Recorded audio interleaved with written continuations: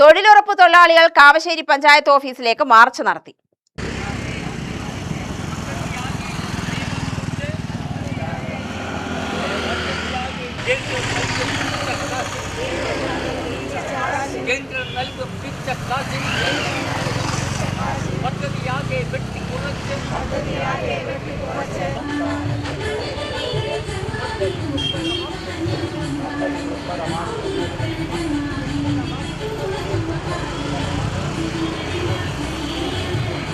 വിവിധ ആവശ്യങ്ങൾ ഉന്നയിച്ചാണ് തൊഴിലുറപ്പ് തൊഴിലാളികൾ പ്രതിഷേധ മാർച്ചും പ്രതിഷേധ യോഗവും നടത്തിയത്.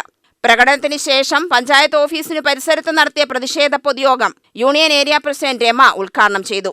തന്റെ അവകാശമാണ് തൊഴിൽ എന്ന് പറഞ്ഞുകൊണ്ട് ഞാനും വരും, നിനക്ക് പണിയുണ്ടെങ്കിൽ എനിക്കും പണി കിട്ടും എന്ന് അധികാരത്തോടെ അവകാശത്തോടെ പോയി ചെയ്യുന്ന ഒരു തൊഴിലാണ് ഈ തൊഴിലുറപ്പ് പദ്ധതി.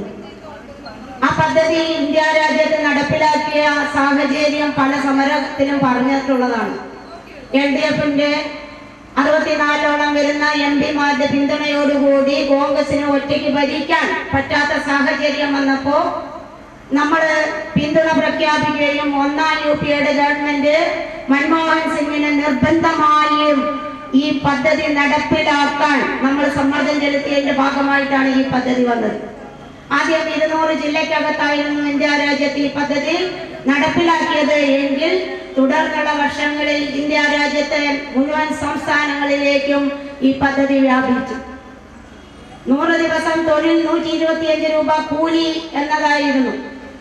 ആൺ പെൺ വ്യത്യാസമില്ലാതെ തുല്യ ജോലിക്ക് തുല്യ വേതനം എന്ന് പറഞ്ഞുകൊണ്ട് ഈ പദ്ധതി നടപ്പിലാക്കിയപ്പോ കേരളത്തിലെ കാവശ്ശേരി പഞ്ചായത്തിനകത്തിലെ പ്രിയപ്പെട്ട അമ്മമാർക്കും സഹോദരിമാർക്കും ഒരാളുടെയും മുന്നിൽ കൈനീട്ടാതെ ജീവിക്കാനുള്ള സാഹചര്യമാണ് ഈ പദ്ധതി കൊണ്ട് നമ്മൾ നേടിയെടുത്തത്.